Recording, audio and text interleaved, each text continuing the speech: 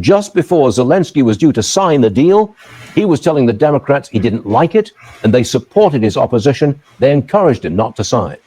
Then Zelensky went into the Oval Office, rolled his eyes, talked over the president, argued with him, and killed the whole thing. No doubt the Democrats are pleased. They have helped scuttle President Trump's foreign policy initiative. They're piling on the insults. Senator Adam Schiff calls our president a coward.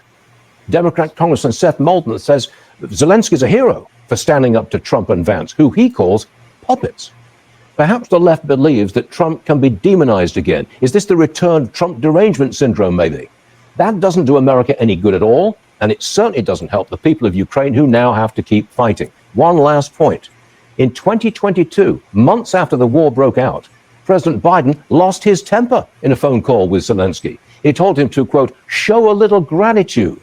That's exactly what J.D. Vance told him on Friday. For Democrats, it's only bad if Trump is involved. Now, you just heard that, right? That's right. Nothing wrong with your ears. What you just heard is that prior to the meeting between Zelensky and President Trump in the Oval Office, nobody knew this prior, that there was a secret meeting between Senate Democrats and 3 rhinos. And guess who one of those rhinos was? If you said Lindsey Graham, you'd be 1,000% right. Now, here's the kicker with that. We've watched the media berate and beat the president down over the last few days over this, calling him a bully, saying he was a horrible representation of American leadership, that he was wrong. Some even calling for our president to apologize to Vladimir Zelensky, which is crazy. Now, here's the kicker. In this video, I'm going to show you some clips that may make you sick to your stomach when you watch how these liberals, these libtards, went out into the media attacking the president, but we find out that this was all staged. There is nothing authentic about the Democrat Party at all. Wait until you see a video that I have coming out later about all of the things we've been seeing around the country that seemed organic. Like the meeting between President Trump and Zelensky, it seemed like it was an organic growth of disdain, where the bottom fell out as the conversation progressed. No one thought that there was an ulterior motive coming in the door. No one knew except those Senate Democrats, those 3 rhinos, and Zelensky. But here's how it backfired, because they didn't expect, and I don't know how they didn't expect this, dealing with President Trump and VP Vance. This is a new day in American leadership. People are so used to the Republicans that are conservatives fiscally, but they lack a backbone when it comes to standing up to foreign powers and dictators.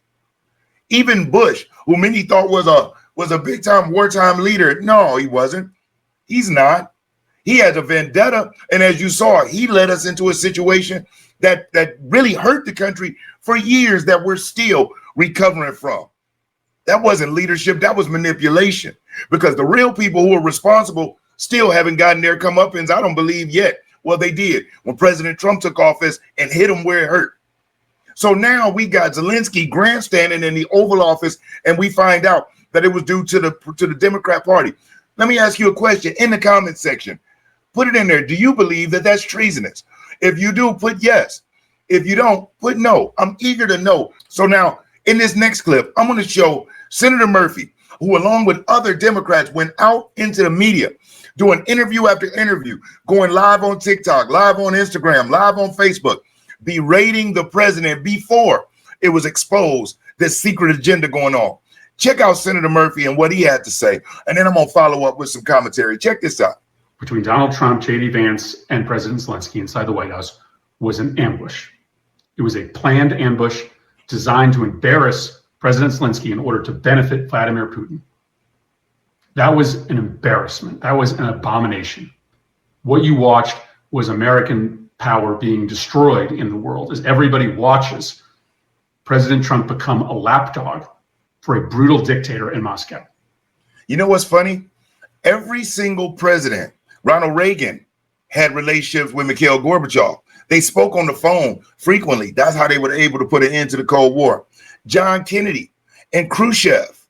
Remember the Cuban Missile Crisis, where the Russians had literally started building up bases on Cuba, 90 miles off the coast of Florida. And Khrushchev sent 2 letters to President Kennedy, research it. One was a threatening letter saying what they were going to do to the United States. The other one was a more passive letter trying to see if there was a way to find peace. John Kennedy, President Kennedy had two options. He could address the threatening letter or could address the peace letter. Now, the war hawks on his team, the generals and the people that really wanted to go get it, they were all saying, oh, the threat, respond to the threat, show aggression. President Kennedy, in his wisdom, decided, I'll respond to the threat, to the non-threatening one, to the peace talk one. I'll act like I didn't even see this one and see where it goes. Do you know what happened? Khrushchev was so happy that Kennedy responded to that one. They created a secret back channel to communicate with each other. No war hawks, no generals, just two leaders of countries looking to find a mutual benefit for peace. And guess what happened? It happened. And I can go on and on and on. We even had Secretary of State Clinton over there in Russia, hamming it up with the prime ministers. Winston Churchill's relationship with Winston Churchill, Stalin's relationship with FDR. Stalin and FDR had a closer relationship at points during World War II than FDR did with Winston Churchill. As a matter of fact, history shows us Churchill felt hurt, like his feelings were hurt, because FDR catered more to Stalin than he did to Churchill. As a matter of fact, at the end of World War II, when they were dividing up the territories, President Roosevelt gave Stalin much more than what Britain got. And Churchill felt like that wasn't fair, when in reality, the Russians lost the most amount of soldiers. They took the biggest losses out of everybody that fought. The Russians really were the ones that went in and put the hammer down on Germany. And we did also. You know, we had Normandy where we stormed the beaches, but the Russians have been heading and leading that fight for the longest and took the most casualties, invested the most. And so therefore, when the territories were split, they got more than Britain did in the UK. But so this whole thing about Trump being Putin's lapdog is only used by war hawks. Like President Trump said, what sense does it make to go on television insulting somebody who has got nuclear power very close in equivalency to ours, where we could decimate each other in seconds?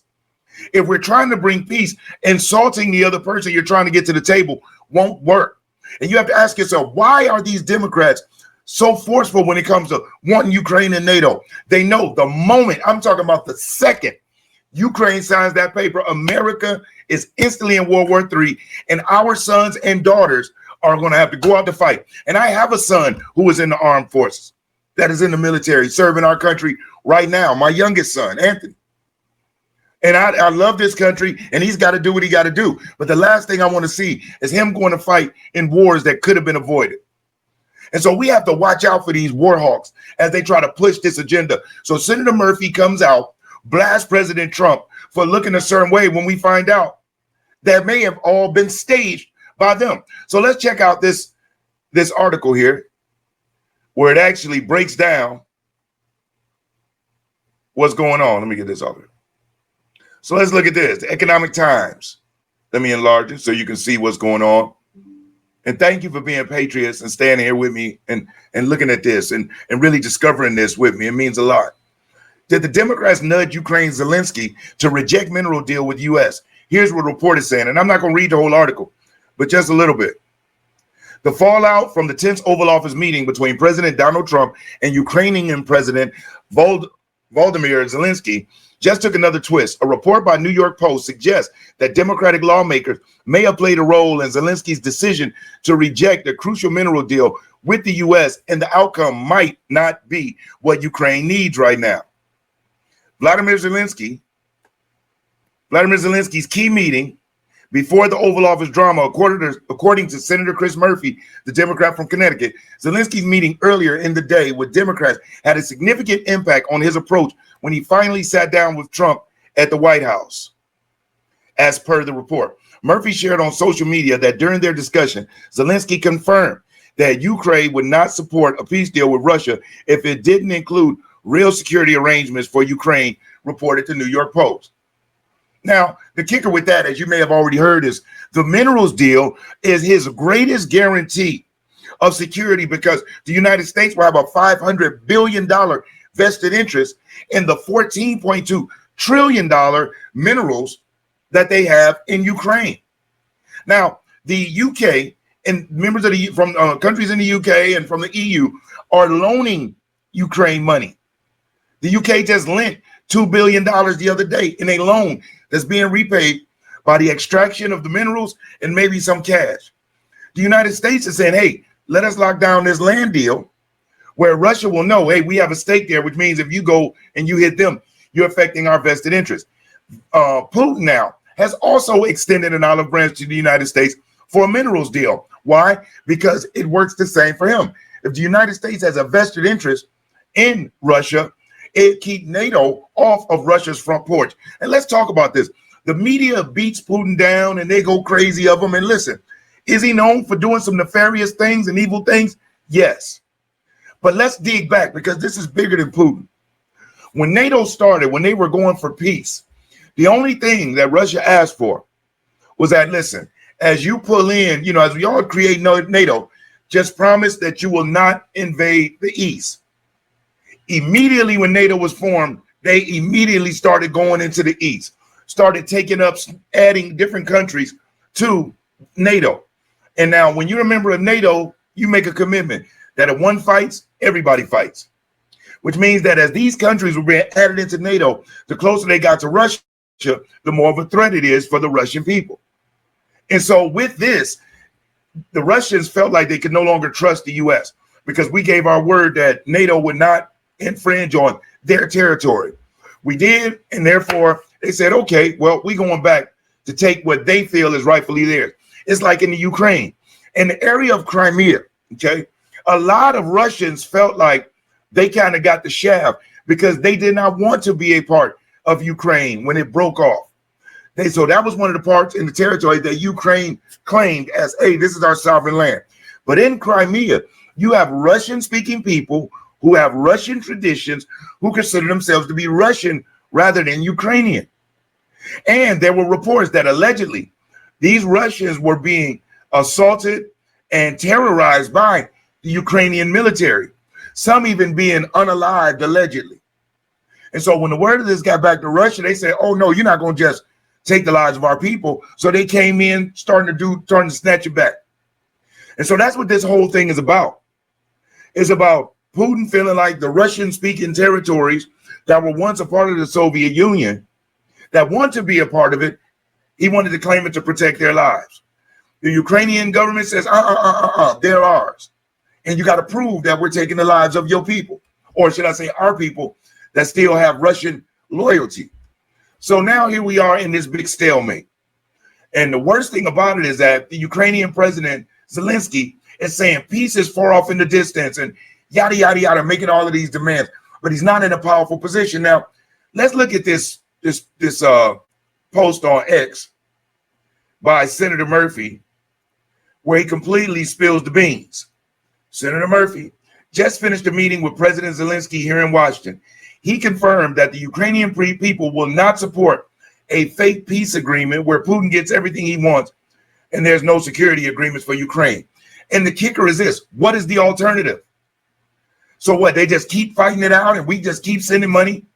The Ukrainian government is literally snatching men out of nightclubs, out of their homes, driving in their cars because they don't want to fight. People are literally fleeing that country to avoid fighting. The Ukrainians want peace. And you've got this comedian, most don't know, Zelensky was literally a comedian.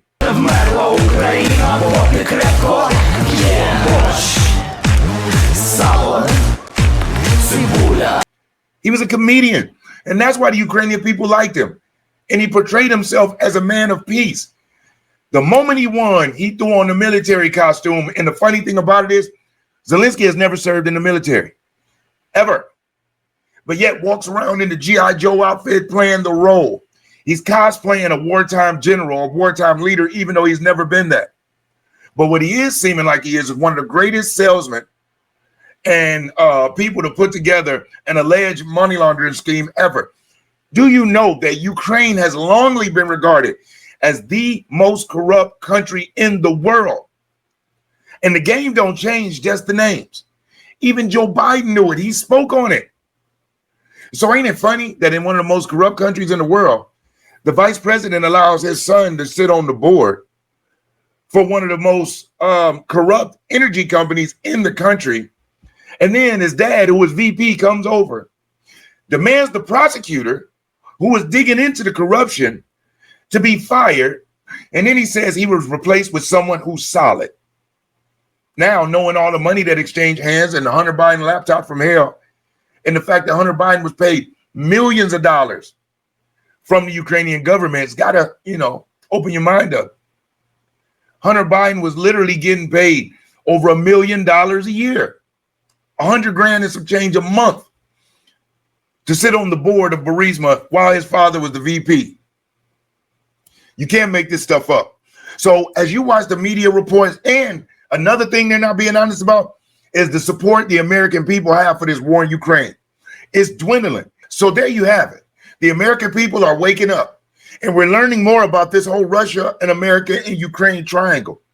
And we're starting to figure out that, hey, listen, yes, Russia, we had some issues. Putin, bad. But is this really all just about Putin? Or does Zelensky play a role in this? Is Putin really ready to come to the peace table? And does Zelensky realize that if he does that, if peace comes, he's no longer in power? He established martial law, so he has no opposition. The government took over the TV. They canceled all elections. So he is literally sitting as an unchallenged dictator of a country that can't defend itself against a superpower and using the United States as the attack dog. So he's talking big and carrying our big stick. It's crazy, but just stay informed, keep checking in, because as I get it, I'm gonna keep sharing it. As always, if you stayed here watching this video with me to this point, thank you so much. And if you haven't already, hit that like button and share the video. That would be awesome. And if you aren't subscribed, subscribe. Other than that, thanks again for watching. I'm Brian Maxwell saying I look forward to seeing you at the top. Over and out.